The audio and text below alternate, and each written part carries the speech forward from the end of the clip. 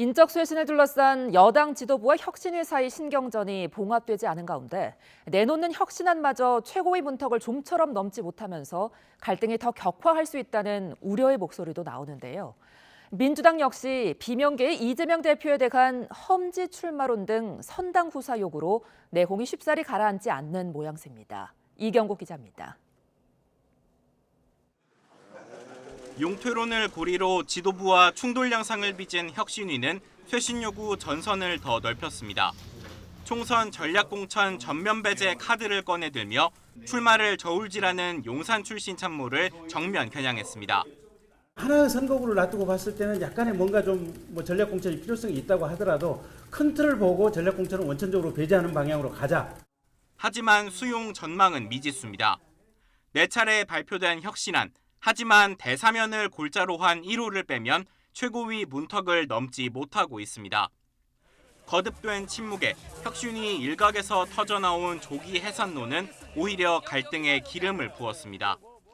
일부 의원의 급발진으로 당의 리더십을 흔들거나 당의 기강을 겉들어뜨리는 것은 아마 하지 않아야 될 것이라고 생각하고요.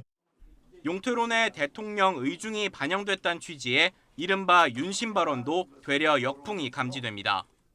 지난 대선 윤 대통령 수행실장을 지낸 이용 의원은 혁신위가 거칠고 투박하다며 점령군이 되어서는 안 된다고 속도 조절 필요성을 강조했습니다. 인 위원장의 부인에도 혁신위 조기 종료와 비대위 전환 가능성이 고개를 드는 이유기도 합니다.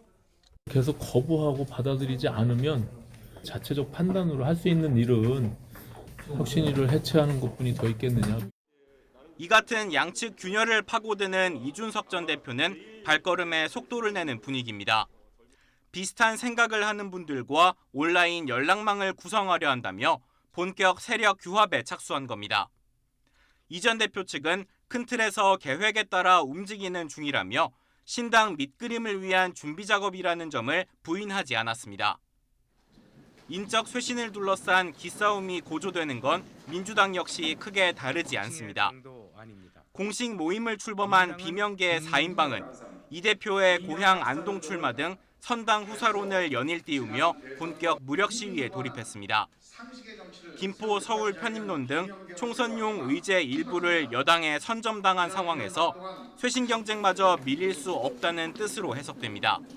당 대표와 지도부 모두가 선당 후사의 취지를 가장 앞세워야 된다. 4명의 의원들도 언제든지 그 일에 앞장설 각오가 돼 있다.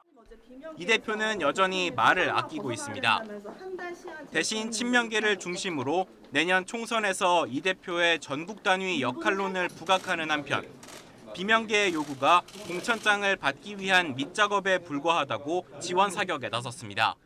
재산 10,000원 갖고 있는 사람이 재산 1억 갖고 있는 사람하고 우리가 재산 다 걸고서 단판 승부 한번 해보자. 국민 눈높이에 맞는 인적 쇄신과 당내 잡음 최소화라는 두 마리 토끼를 어느 쪽이 선점하느냐가 총선 체제 초반의 흐름을 가를 주요 변수가 될 거라는 전망입니다. YTN 이경국입니다.